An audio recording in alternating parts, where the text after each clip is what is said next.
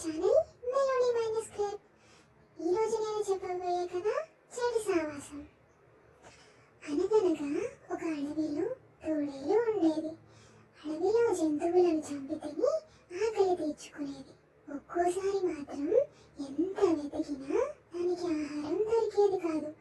అలాంటప్పుడు అది రాత్రిపూట అందరూ నిద్రపోయే సమయంలో ఆ అడవికి దగ్గరలో ఉన్న గ్రామానికి వెళ్ళి మేకల్ని చంపి అడవికి తెచ్చుకొని తింటూ ఉండేది. తోడేలు చేసే పనులను ఆ అడవిలో ఉండే ఒక కోతి కుతూహలంగా గమనించేది. ఆ విషయం తెలుసుకున్న తోడేలు తాను చేస్తున్న పనుల గురించి కోతికి గొప్పలు చెప్పుతుండేది. యజమానులకు తెలియకుండా మేకలను ఎలా చంపుతుందో కోతికి వివరించి చెప్పేది.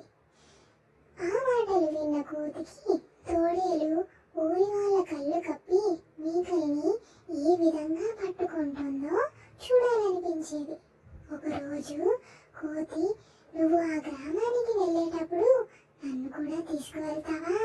నీ పనితనం చూడాలనుంది అని తోడేలును అడుగుతుంది. దానికి తోడేలు, ఈ రాత్రికి నిన్ను తీసుకెళ్తాను, సిద్ధంగా ఉండు అని చెప్పింది. తన ముచ్చట తీరిపోతున్నందుకు కోతి చాలా మురిసిపోయింది. ఈ లోపల తమ మేకలు అప్పుడప్పుడు మాయమవుతుండడాన్ని ఊరి వాళ్ళు గమనించారు. ఆ సంగతి ఏంటో తెలుసుకోవాలని కొందరు యువకులు మేకలకు కాపలా కాయసాగారు. ఆ విషయం తెలియని తోడేలు కోతితో కలిసి ఆ ఊరిలోకి ప్రవేశించింది.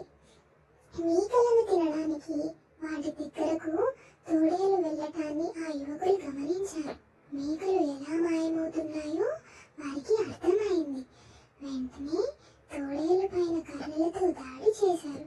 పక్కనే ఉన్న కోతిని కూడా కొట్టసాగారు.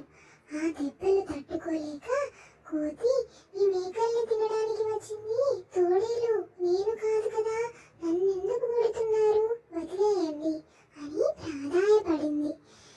కానీ తోడేలుకి సహాయంగా వచ్చిన నిన్ను ఎలా విడిచిపెడతాం అంటూ ఇంకాస్త గట్టిగా కొట్టసాగారు. ఆ యువకులు తోడేలు వైపు తిరగగానే కోతి నెమ్మదిగా అక్కడి నుంచి తప్పించుకొని బతుకు జీవుడా అనుకుంటూ అడవికి చేరుకుంది. ఇందులో మీకు తెలిసిన నీతి ఏంటి? దొంగతనం చేయడమే కాదు, దొంగ పనులు చేసేవారి పక్కన ఉండటం కూడా తప్పే. అలా అని ఇంకెప్పుడు ఇలాంటి బుద్ధి తక్కువ పనులు చేయకూడదనుకుంటూ లెంపలేసుకుంది కోతి. నచ్చితే సబ్స్క్రైబ్ చేయండి.